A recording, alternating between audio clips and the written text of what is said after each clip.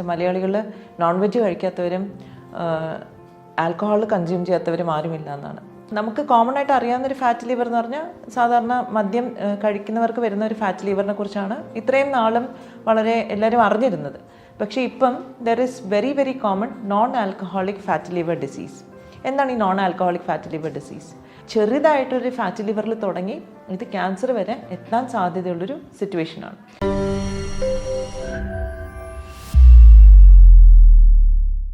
Hello friends, ഞാൻ doctor തൃഷ്ണ, സമത്വം വെൽനസിൻ്റെ medical ഡയറക്ടറും ചീഫ് ഫിസിഷ്യനുമാണ് ട്രിവാൻഡ്രം.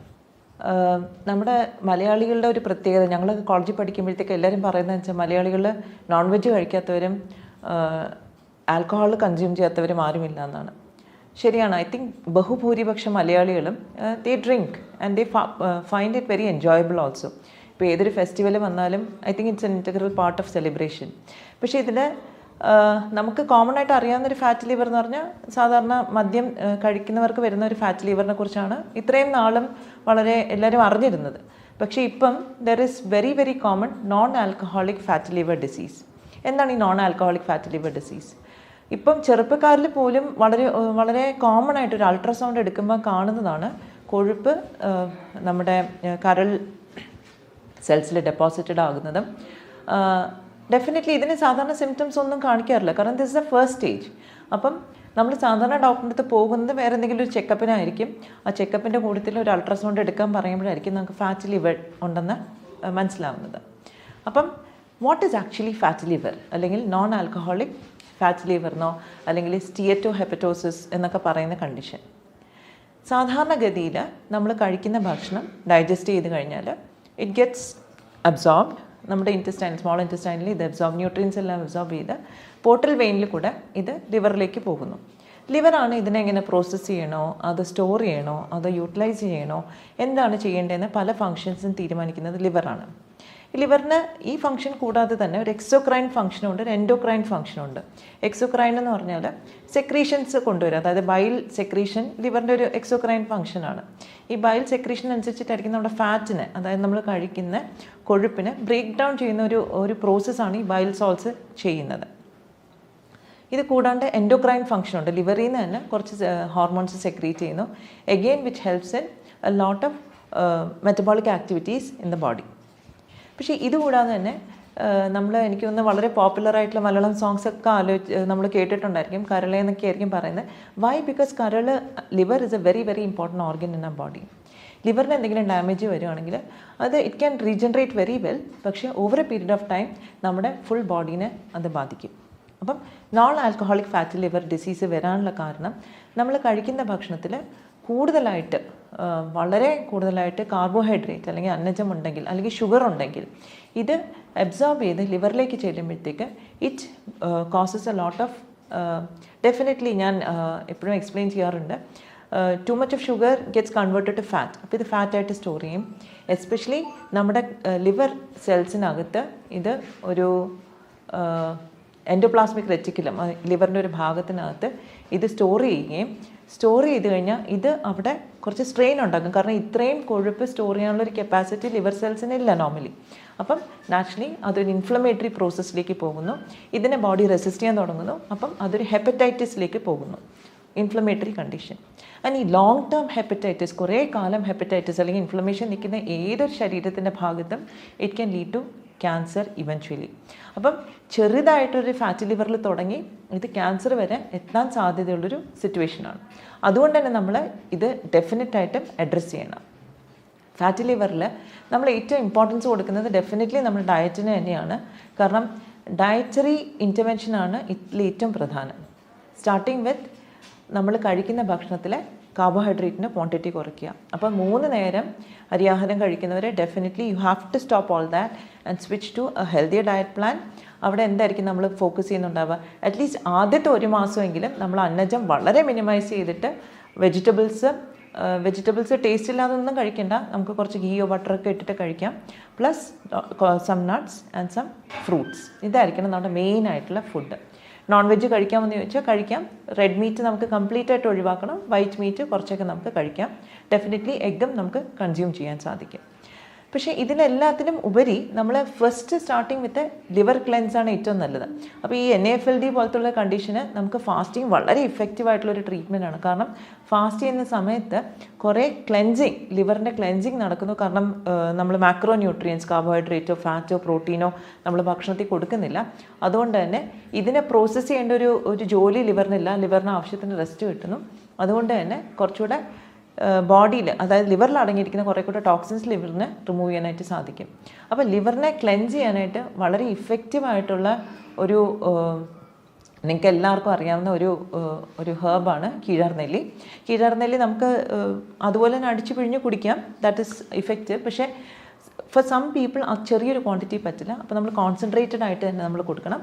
അപ്പം liver cleanse is very very important. പിന്നെ നമ്മുടെ ഡയറ്റിൽ ഒരുപാട് സെലറി എന്ന് പറയുന്ന ഒരു അഗെയിൻ ഇറ്റ്സ് എ വെജിറ്റബിൾ. നമ്മൾ ഫോറിൻ കൺട്രീസിലൊക്കെ ഒരുപാട് യൂസ് ചെയ്യുന്നുണ്ട്. അപ്പോൾ സെലറി ധാരാളം നമ്മുടെ ഫുഡിൽ ഇൻക്ലൂഡ് ചെയ്യുന്നുണ്ട്. നമുക്ക് ഫാറ്റി ലിവർ അല്ലെങ്കിൽ ലിവർ ഡീറ്റോക്സ് നടത്താനായിട്ട് സാധിക്കും. Parsley is another herb. നമുക്ക് ഒരുപാട് ഡയറ്റിൽ ഉപയോഗിച്ച് കഴിഞ്ഞിട്ടുണ്ടെങ്കിൽ നമുക്ക് പാസ്ലി ശരിക്കും പറഞ്ഞാൽ ലിവർ ക്ലെൻസിന് വളരെ ബ്യൂട്ടിഫുള്ളായിട്ട് ഉപയോഗിക്കാൻ പറ്റുന്നൊരു ഹെർബാണ്. കൂടാണ്ട് നമുക്ക് വേറെ എന്തൊക്കെ ചെയ്യാൻ പറ്റും? അപ്പം ഇതൊക്കെ നമ്മൾ ഇനീഷ്യലി നമ്മളൊരു ഫാസ്റ്റിംഗ് ഫേസിലേക്ക് വന്നു. ഫാസ്റ്റിംഗ് കഴിഞ്ഞ് നമ്മൾ ഡയറ്റിലേക്ക് പോകുമ്പോഴത്തേക്ക് സോളിഡ് ഫുഡ് കഴിക്കുന്ന ഒരു അവസരത്തിലേക്ക് വരുമ്പോഴത്തേക്ക് ഞാൻ ഈ പറഞ്ഞ കണക്ക് നമുക്ക് വളരെ ലോ അന്നജം കുറച്ചിട്ട് നമുക്ക് വെജിറ്റബിൾസും ഫ്രൂട്ട്സും ധാരാളം ഉൾപ്പെടുത്തി ഒരു വൈറ്റ് മീറ്റും കുറച്ച് ഫിഷും എല്ലാം ഉൾപ്പെടുത്തിയ ഒരു ഡയറ്റിലേക്ക് നമുക്ക് പോകാൻ സാധിക്കും. ഇതിൽ ഏറ്റവും പ്രധാനപ്പെട്ട ഒരു ഇൻഗ്രീഡിയൻറ്റ് എന്ന് പറഞ്ഞാൽ omega-3 ഫാറ്റി ആസിഡ്സ് ആണ്. കാരണം omega-3 ഇൻഫ്ലമേഷൻ കുറയ്ക്കാനായിട്ട് ഒരുപാട് സഹായിക്കുന്ന കാര്യമാണ്. ഞാൻ ആദ്യം തന്നെ പറഞ്ഞു, when there is to much of fat in the liver cells there is inflammation, because fat cannot stay there. അപ്പോൾ ആ ഇൻഫ്ലമേഷൻ നമുക്ക് കട്ട് ഡൗൺ ചെയ്യാനായിട്ട് omega-3 വളരെയധികം ഹെൽപ്പ് ചെയ്യും. ഈ omega-3 നമുക്ക് വേണമെങ്കിൽ ക്യാപ്സ്യൂൾ ഫോംസിൽ എടുക്കാം. എഗെയിൻ ഡിപ്പെൻസ്, ഓരോരുത്തർക്കും ഓരോ ഡോസേജ് ആയിരിക്കും വേണ്ടി വരിക, ഡിപ്പെൻസ് upon ദ ഇൻഫ്ലമേഷൻ്റെ ലെവൽ. ഇത് നമുക്ക് നാച്ചുറലായിട്ട് നമ്മുടെ ഫുഡിൽ നിന്നും കിട്ടും. ഫിഷ്, ഈ ചൂര പോലത്തെ മീൻ, സാമൺ, അങ്ങനത്തെ ഫിഷിനെല്ലാം ധാരാളമായിട്ട് omega-3 ഫാറ്റി ആസിഡ്സ് ഉണ്ട്. പിന്നെ വെജിറ്റബിൾ സോഴ്സസ് ആണെങ്കിൽ ഫ്ലാക്സ് സീഡ് വളരെ നല്ലൊരു സോഴ്സാണ്. Avocado is another good source. അപ്പം ഇതൊക്കെ നമ്മുടെ ഡയറ്റിൽ ഇൻകോപ്പറേറ്റ് ചെയ്യുമ്പോൾ നമുക്ക് കുറേയൊക്കെ ലിവർ ഇൻഫ്ലമേഷൻ നമുക്ക് കട്ട് ഡൗൺ ചെയ്യാൻ പറ്റും. പിന്നെ നമ്മൾ പറയുന്നത് പോലെ നമ്മൾ പുറത്ത് പോയി ഭക്ഷണം കഴിക്കുമ്പോൾ റിപ്പീറ്റഡായിട്ട് എണ്ണയിൽ വറുത്ത കാര്യങ്ങൾ, ബിക്കോസ് എണ്ണ വൺസ് ഇറ്റ് ഗെറ്റ്സ് നമ്മൾ ചൂടാക്കുമ്പോഴത്തേക്ക് ഇറ്റ് ഗെറ്റ്സ് ഓക്സിഡൈസ്. അപ്പോൾ ഓക്സിഡൈസ് ചെയ്ത ഓയിൽ വീണ്ടും നമ്മൾ ഉപയോഗിച്ച് ചൂടാക്കി ഉപയോഗിച്ചാൽ അത് വളരെ ടോക്സിക് ആണ്. അത് ഇറ്റ് പുട്ട്സ് ഓക്സിഡേറ്റീവ് സ്ട്രെസ്. ഒരുപാട് അനാവശ്യമായിട്ടുള്ളൊരു ഓക്സിജൻ സ്പീഷീസ് ആ എണ്ണയ്ക്കകത്തുണ്ടാവും. അത് നമ്മൾ കൺസ്യൂം ചെയ്യുമ്പോൾ നമ്മുടെ ശരീരത്തിലും അത് വരുന്നു. സാധാരണഗതിയിൽ നമ്മുടെ സെൽസ് എല്ലാം ഈ അനാവശ്യമായിട്ടുള്ളൊരു ഓക്സിജൻ സ്പീഷീസിനെ, ഫ്രീ റാഡിക്കൽസ് എന്ന് പറയും, ഇതിനെ റിമൂവ് ചെയ്യാനായിട്ട് കഷ്ടപ്പെടുന്ന ഒരു സാഹചര്യത്തിൽ നമ്മൾ വീണ്ടും ഭക്ഷണത്തിൽ അത് കൊടുക്കുമ്പോഴത്തേക്ക് നാച്ചുറലി ഒരു ഓക്സിഡേറ്റീവ് സ്ട്രെസ് വരും. ഈ ഓക്സിജൻ എന്ന് പറഞ്ഞാൽ വളരെ റിയാക്റ്റീവാണ്. ഇത് പോയി നമ്മുടെ സെൽസിൻ്റെ സെൽ മെമ്പറൈനെ എല്ലാം ഡിസ്ട്രോയ് ചെയ്ത് ഒരുപാട് നമുക്ക് സെല്ലുലാർ ഡാമേജ് ഉണ്ടാക്കും. അപ്പോൾ അതുകൊണ്ട് തന്നെ നമ്മൾ കഴിവതും ഈ ടു മച്ച് ഓയിലിൽ ഡീപ്പ് ഫ്രൈ ചെയ്ത ഫുഡ് അവോയ്ഡ് ചെയ്യുക. That is very very important. പിന്നെ ഈ ഓക്സിഡേറ്റീവ് സ്ട്രെസ്സിനെ നമുക്ക് ഡീൽ ചെയ്യാൻ തന്നെ നമുക്ക് വളരെ നല്ലതായിട്ട് വൈറ്റമിൻ സി പോലുള്ള ആൻറ്റി ഓക്സിഡൻസ് യൂസ് ചെയ്യാം. എഗെയിൻ ഓരോന്നിൻ്റെ അളവും വളരെ സ്പെസിഫിക് ആയിട്ട് ഏത് കണ്ടീഷനാണെന്ന് നോക്കിയിട്ട് വേണം നമ്മൾ യൂസ് ചെയ്യാനായിട്ട്. അപ്പോൾ ചില ആൾക്കാർ ചോദിക്കും നാരങ്ങ കഴിച്ചാൽ പോരെ, നെല്ലിക്ക കഴിച്ചാൽ പോരെ. അതൊക്കെ വളരെ നല്ലതാണ്, എല്ലാത്തിലും വൈറ്റമിൻ സി ഉണ്ട്. പക്ഷേ ചിലപ്പം നമ്മുടെ കണ്ടീഷന് അത്രയും quantity of vitamin C enough ആവില്ല. അപ്പം ചിലപ്പോൾ നമ്മൾ ആഡ് ഓൺ ചെയ്യേണ്ടി വരും. പിന്നെ ഇതിൽ വളരെ ഇൻട്രസ്റ്റിംഗ് ആയിട്ടുള്ളൊരു കാര്യം എനിക്ക് എടുത്തു പറയാനുള്ളത്, ബെറീസ്, സ്ട്രോബെറി, ബ്ലൂബെറി, റാസ്ബെറി, ഇങ്ങനത്തെ ബെറീസ് എല്ലാം ശരിക്കും പറഞ്ഞാൽ നമ്മുടെ ലിവർ ഈ ഓക്സിഡേറ്റീവ് സ്ട്രെസ്സ് കുറയ്ക്കാനായിട്ട് വളരെ ഹെൽപ്ഫുള്ളാണ്. സ്ട്രോബെറിയൊക്കെ ഇപ്പോൾ നമ്മുടെ കടകളിലെല്ലാം ധാരാളം ലഭിക്കുന്നുണ്ട്. So please start using all that, because that is definitely going to help you get out of this fatty liver. പിന്നെ ഡ്രിങ്കിങ് പ്ലെൻറ്റി ഓഫ് വാട്ടർ. എനിക്കൊന്ന് പല ആൾക്കാരും വിട്ടുപോകുന്നൊരു കാര്യം വെച്ചാൽ വളരെ സിമ്പിൾ കാര്യമാണ് വെള്ളം കുടിക്കുക എന്നുള്ളത്. പക്ഷേ പല ആൾക്കാരും ജോലി തിരക്ക് കാരണം കുടിക്കാറില്ല. എന്താ പറയുക, ജോലിക്ക് കയറുമ്പോൾ ഇച്ചിരി കുടിച്ചിട്ട് കയറും, പിന്നെ അതിനെപ്പറ്റി മറന്നു പോകുന്നു. So what I suggest is ഒരു ബോട്ടിൽ, 1 ലിറ്റർ ബോട്ടിൽ വാങ്ങിക്കുക, സ്റ്റീലിൻ്റെ ബോട്ടിലോ കോപ്പർ ബോട്ടിൽ എന്തെങ്കിലും വാങ്ങിക്കുക, ഫിൽ ഇറ്റ് വിത്ത് വാട്ടർ. രാവിലെ ജോലിക്ക് പോയിട്ട് ഉച്ചയ്ക്ക് ഇറങ്ങുമ്പോഴത്തേക്കും ആ ബോട്ടിൽ ഫിനിഷ് ചെയ്യണം. Again going for a break, again fill it up, bring it back, വൈകുന്നേരം ആകുമ്പോൾ അത് ഫിനിഷ് ചെയ്യുക. തേർഡ് ടൈം രാത്രി കിടക്കുന്നതിന് 3ാമത്തെ പ്രാവശ്യം അത് ഫില്ല് ചെയ്ത് ഫിനിഷ് ചെയ്യണം. സോ 3 ലിറ്റേഴ്സ് അറ്റ്ലീസ്റ്റ് നമുക്ക് വെള്ളം കിട്ടും. പ്രത്യേകിച്ച് നമുക്കിപ്പം അറിയാം ക്ലൈമറ്റ് ചേഞ്ച് ഒക്കെ നടക്കുന്നു, അന്തരീക്ഷം എല്ലാം മാറുന്നുണ്ട്. ആൻഡ് ദ വേ ആ body response to it is also changing. അപ്പോൾ അതുകൊണ്ട് keep yourself hydrated, that is extremely important. അത് ലിവർ ഡിസീസിന് മാത്രമല്ല എല്ലാ ഡിസീസിനും വളരെ വളരെ ഇമ്പോർട്ടൻ്റ് ആണ്. Except for kidney disease, if there is any restriction നമ്മൾ അത് നോക്കിയിട്ട് വേണം വെള്ളം കൺസ്യൂം ചെയ്യാൻ.